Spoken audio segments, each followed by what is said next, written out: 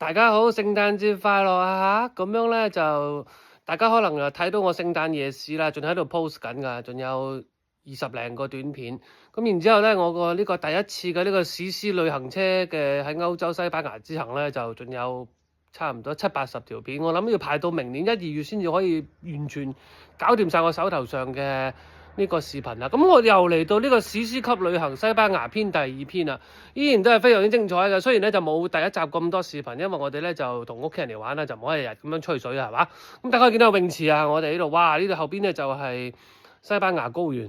沙漠高原非常精彩嘅一集啊！我哋又去到好多個城市玩啦，咁啊亦都有呢個預告，就係亦都會睇到呢個真正嘅山頂洞人嘅生活，我哋深入咁樣去體會好多靚視頻。咁啊後邊咧就大家可以見到山頂洞人係點樣住嘅啦，我哋真係租咗個類似山頂洞人嘅體驗一下呢度點樣生活啊嚇！咁啊亦都可以見到啦，後邊有泳池，泳池旁邊有山景，無敵山景，無敵山景後邊咧依然都係有呢一個。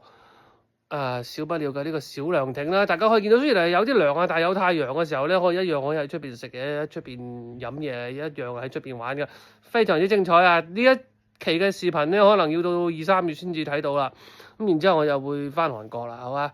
咁啊真係馬不停蹄，馬不停蹄，我啲視頻可能要排到明年先至拍得完啊！